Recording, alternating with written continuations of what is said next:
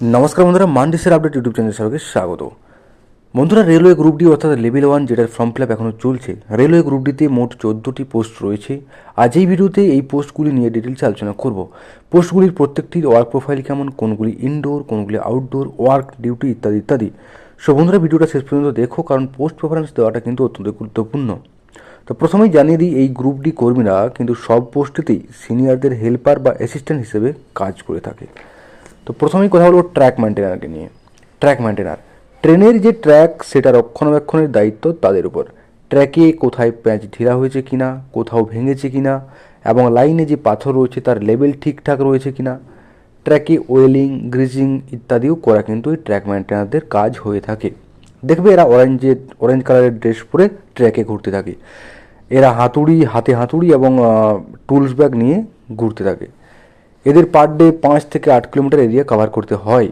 এটা নর্মালি একটি hard job বলতে পারো তুলনামূলক, এবং এটি একটি সম্পূর্ণ আউটডোর জব। এরপরে যেটাতে আসি সেটা হচ্ছে অ্যাসিস্ট্যান্ট ট্র্যাক মেশিন। তোমরা দেখবে এরকম বড় বড় মেশিন রেলওয়েতে অনেক কাজ করে। নতুন লাইন বসানোর পুরো কাজটি এই মেশিনের দ্বারা হয়ে থাকে। এই কাজটিতে এসএসসি জেই টেকনিশিয়ান থাকে এবং তাদের অ্যাসিস্ট্যান্ট হিসেবে গ্রুপ ডি কর্মীও থাকে। সেটাই হলো অ্যাসিস্ট্যান্ট ট্র্যাক মেশিন। এদেরকে মেশিনের সাথেই থাকতে হয়, বাইরে বাইরে টানা 20-22 দিন মেশিনের সাথে বাইরে বাইরে কাজ করতে হয়, এবং এরপরে 7-8 দিন কিন্তু টানা রেস্ট থাকে। মেশিনের সাথে এক্সট্রা একটি কোচ থাকে, সেখানে কিন্তু তাদের খাওয়া দাওয়া, চান করা, থাকা ইত্যাদি সব হয়। এখানে তাদের এক্সট্রা ট্রাভেলিং অ্যালাউন্স কিন্তু দেওয়া হয়। এক্ষেত্রে স্যালারিটা কিন্তু একটু বেশি পায় তারা। এরপরেই আসছি অ্যাসিস্ট্যান্ট ব্রিজ। অ্যাসিস্ট্যান্ট ব্রিজ এটি হচ্ছে ইঞ্জিনিয়ারিং ডিপার্টমেন্টের আন্ডারে। এখানে এদেরকে ব্রিজেই কাজ করতে হয়। আজকাল রেলওয়ে অনেক ওভারব্রিজ তৈরি করছে, বা পুরনো ব্রিজের মেনটেন্যান্স তাদেরকে করতে হয়। ওখানে এসএসসি যেই টেকনিশিয়ান ইত্যাদি থাকে তাদের হেল্পার হিসেবে থাকতে হয়। এটি একটি রিক্সি এবং টাফ জব অবশ্যই, এবং এটা সম্পূর্ণ আউটডোর জব। এরপরে আসছে আমরা অ্যাসিস্ট্যান্ট পিওএ। এটি ইঞ্জিনিয়ারিং ডিপার্টমেন্টের আন্ডারে অন্তর্গত। রেল লাইনে কোথাও কোথাও ক্র্যাক হচ্ছে বলে মনে হচ্ছে, বা কোথাও নিউ ট্র্যাক রিপ্লেস করছে, বা কোথাও দুটি লাইনের জয়েন্টের ভাগ বেশি হয়ে যাচ্ছে, সেখানে ওয়েল্ডিংয়ের জন্য পিডাব্লিউএ আসে। এখানে সিনিয়রদের অ্যাসিস্ট্যান্ট হিসেবে যে থাকে সেটাই হলো পিডাব্লিউএ অ্যাসিস্ট্যান্ট। এরপর আমরা বলবো অ্যাসিস্ট্যান্ট অফ টিআরডি, অর্থাৎ ট্র্যাকশন অ্যান্ড রোলিং ডিপার্টমেন্ট। ট্রেনের উপর যে কারেন্ট অর্থাৎ 25,000 ভোল্টের যে তার রয়েছে সেটার মেনটেন্সের দায়িত্ব কিন্তু এই ডিপার্টমেন্টের উপর থাকে, টিআরডি ডিপার্টমেন্টের উপর। এই ডিপার্টমেন্টের পার্সোনাল একটি টাওয়ার ওয়ান থাকে, সেটার উপরে উঠে ডিসকানেকশন নিয়ে তারা কাজ করে। এটা অবভিয়াসলি একটি রিক্সি জব। এরপর আসছি অ্যাসিস্ট্যান্ট সেট ডিজেল। এটা আসলে দু রকমের হয় লোকো সেটের মধ্যে, একটা ডিজেল সেট আর একটা ইলেকট্রিক সেট। ডিজেল সেটের ক্ষেত্রে ডিজেল ইঞ্জিন সার্ভিস করা হয়, আর ইলেকট্রিক সেটের ক্ষেত্রে ইলেকট্রিক ইঞ্জিন সার্ভিস করা হয়।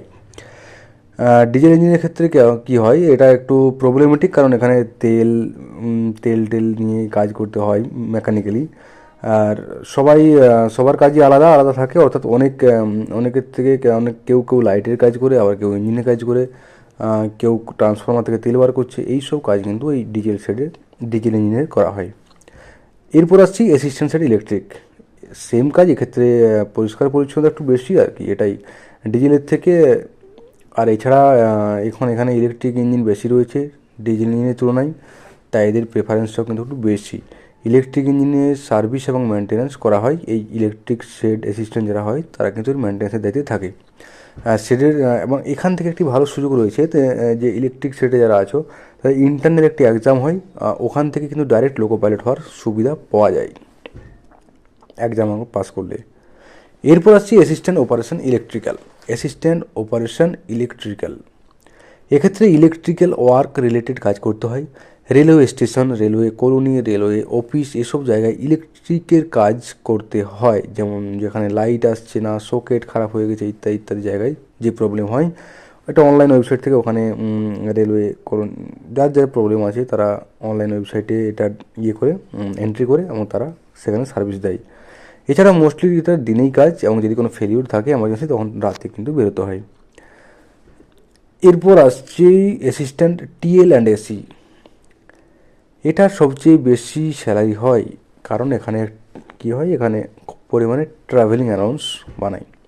ট্রেনের যে এসি কম্পার্টমেন্ট রয়েছে তার টেম্পারেচার কন্ট্রোল করা, ঠান্ডাতে ব্লোয়ার চালানো, ট্রেনের লাইটনিং কন্ট্রোল, এসব সমস্যা যে সমস্ত স্টাফরা দেখাশোনা করে তারাই কিন্তু হলো TL and AC, assistant TL and AC. আর সাথে টেকনিশিয়ান আছে, তার সঙ্গে হেল্পার হিসেবে থাকে। ট্রেনের মধ্যেই ডিউটি থাকে, ট্রেনের সাথে যেতে হয়, আসতে হয়, ওখানেই খাওয়া দাওয়া সবই করতে হয়। বাকি রেলওয়ে অফিস, ট্রেন স্টেশন এসব জায়গাতেও কিন্তু এদিকে দেখাশোনা করতে হয়।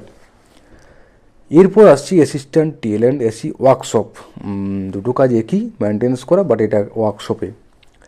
যখন ট্রেন নিজের সার্ভিসিংয়ে আসে, ট্রেন নিজে বা ট্রেনের কোচের যে এসি ঠিকঠাক করা, তাদের সার্ভিস করা, এইসব আর কি। যখন ওয়ার্কশপে ট্রেন আসে তখন তাদের সার্ভিস করা। এক্ষেত্রে এসি কোচকে বেশি মেনলি প্রাধান্য দেওয়া হয়, কারণ এসি কোচই তো লাইট ফাইট সব কিছু দেখাশোনা বেশি হয়, জেনারেল কোচে এতটা বেশি প্রায়োরিটি দেয় না। এরপর আসি অ্যাসিস্ট্যান্ট ওয়ার্কশপ মেকানিক্যাল। রেলের অনেক রকমেরই ওয়ার্কশপ রয়েছে, লাইক কোথাও মোটরস তৈরি হচ্ছে, কোথাও ট্রেনের ডাব্বা তৈরি হচ্ছে, কম্পার্টমেন্টগুলো তৈরি হচ্ছে, এরকম ভাগ ভাগ করে ওয়ার্কশপ রয়েছে।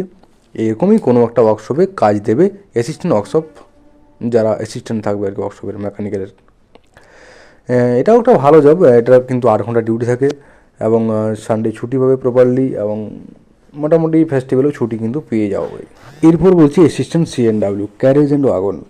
মালগাড়ির কোচ বা যাত্রীবাহীর কোচ, এইসব গাড়ির কোচগুলোতে যদি কোনো সমস্যা স্টার্ট হয়, তখন যেমন কোনো চাকা জমে গেল বা ব্রেক শুতে প্রবলেম হলো, সেক্ষেত্রে কিন্তু হেল্প করে সিএনডাব্লিউ স্টাফরা বা ক্যারেজ ওয়াগন স্টাফ। কখনো কখনো রাস্তায় যদি এরকম কোনো সমস্যা হয়, তখন কিন্তু এইসব ডিপার্টমেন্টকে পাঠানো হয়। আদারওয়াইজ ট্রেন যখন নিজের শেডে আসে, অর্থাৎ সার্ভিসিংয়ের জন্য আসে, তখন কিন্তু ক্যারেজ ওয়াগন স্টাফরা পুরোপুরিভাবে ট্রেনটি যাচাই করে কোচে ঠিকঠাক আছে কিনা, কোথাও গ্রিজ দিতে হবে কিনা, কোথাও মেনটেনেন্স, কোথাও তেল দিতে হবে কিনা, পুরো মেনটেন্যান্সটা কিন্তু এই ডিপার্টমেন্ট করে থাকে কোচের। এরপর আসছি অ্যাসিস্ট্যান্ট এসএনডি, অর্থাৎ সিগন্যাল অ্যান্ড টেলিকমিউনিকেশন ডিপার্টমেন্ট। এটা যেমন সিগন্যাল ডিপার্টমেন্ট আছে, যেমন যে তোমার আপনাদের যে রেড, ইয়েলো, গ্রিন যে সিগন্যাল হচ্ছে, সিগন্যাল বলুন, রিলে রুম, আইপিএস, এইসবের দায়িত্বে থাকে এই SND department, signal and telecommunication department. তো এখানে যদি কোনো প্রবলেম হয়, ফেলিওর এখন খুবই অনেকই লাইন আছে, সেই জন্য চাপটাও খুব বেশি রয়েছে।